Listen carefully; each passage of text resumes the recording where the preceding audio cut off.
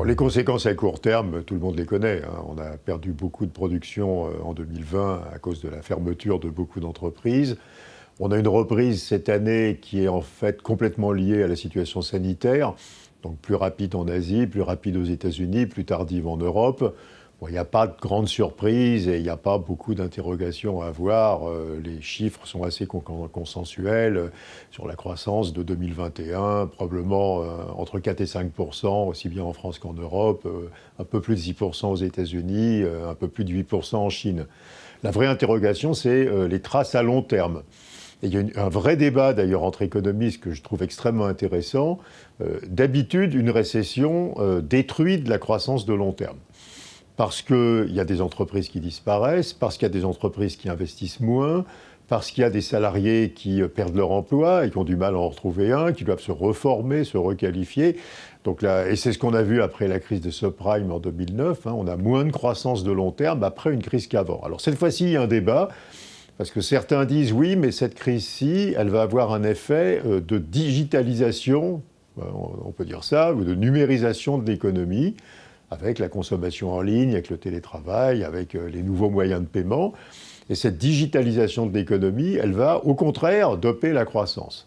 Alors c'est un débat qui est extrêmement intéressant. Moi, j'ai un peu peur qu'on soit trop optimiste sur la digitalisation. C'est quand même pas quelque chose qui concerne énormément d'emplois et c'est aussi destructeur d'emplois, hein, si vous robotisez, si vous numérisez la distribution. Donc je suis plutôt dans le camp de ceux qui pensent qu'on risque d'avoir moins de croissance de long terme après cette crise qu'avant.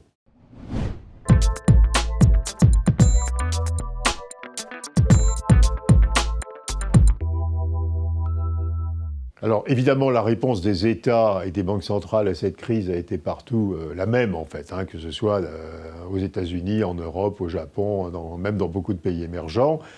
Très très important déficit public hein, pour compenser les effets de la crise aussi bien sur les personnes que sur les entreprises. Et monétisation des dettes publiques par les banques centrales, ce qui veut dire que les banques centrales ont acheté les obligations émises par les États et ont payé en créant de la monnaie. Donc à la fin, tout se passe comme si on avait directement financé cette crise par la création monétaire. Donc en réalité, il n'y a pas d'augmentation des dettes. L'augmentation des dettes, c'est une apparence comptable. Hein. En réalité, ces dettes nouvelles étant achetées par les banques centrales, elles ont bien été remplacées par de la monnaie. Donc la vraie problématique pour le futur, ce n'est pas la problématique sur la dette. Alors on avait avant cette crise déjà beaucoup de dettes. Ça évidemment ça reste, hein, et c'est une question en soi. Mais il n'y a pas vraiment de dette nouvelle. On a surtout une énorme création monétaire. Et dans les économies contemporaines, les énormes créations monétaires, ça fait monter les cours boursiers, et on le voit, et ça fait monter les prix de l'immobilier, et ça se voit déjà très clairement aux États-Unis, et ça va venir en Europe, et c'est en train de commencer.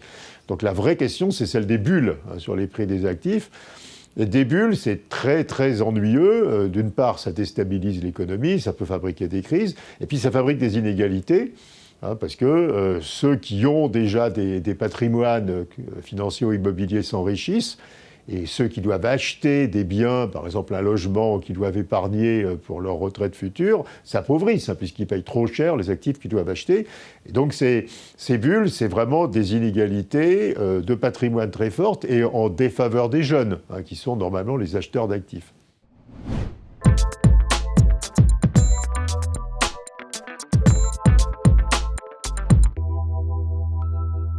Alors, c'est une question très importante, hein, savoir s'il y aura des traces durables sur nos comportements. Alors, il y a des choses qui sont assez acquises, par exemple les comportements de consommation. Hein, on a vu dans tous les pays monter très fortement la consommation sur Internet, en ligne. Hein, donc, c'est pas très bon pour la distribution traditionnelle. On voit monter le poids du télétravail, donc ça, c'est pas très bon pour l'immobilier de bureau, et ça se voit déjà. Il y a évidemment l'accélération de la transition énergétique qui n'est pas directement liée à la crise, mais qui, à l'occasion de la crise, se met en place partout. Et ça, c'est une rupture qui va vite maintenant, hein, et qui, évidemment, perturbe énormément certains secteurs, hein, comme le transport aérien, comme l'automobile, comme l'énergie. Alors, est-ce qu'il y a plus ?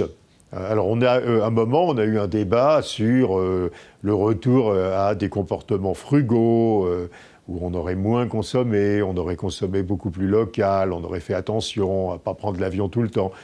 Honnêtement, quand vous regardez ce qui se passe en Chine, vous voyez pas ça du tout, quoi. Il y a bien les déformations structurelles dont je parlais avant. Effectivement, les Chinois consomment en ligne et télétravaillent. Mais alors, dès qu'ils ont pu, ils se sont rués dans les avions, ils se sont rués dans les restaurants, ils sont partis en week-end, ils ont consommé énormément, y compris des produits de luxe chers. Donc on n'a pas l'impression qu'au-delà de la numérisation dont on parlait avant, il y ait de grosses ruptures dans les comportements. Bon, bien sûr, il y a la transition énergétique qui fabrique une multitude de ruptures et de changements d'habitude, mais on n'a pas l'impression, le consommateur frugal, c'est pas quelque chose qu'on voit, quoi. On n'a pas l'impression que c'est quelque chose qui va arriver.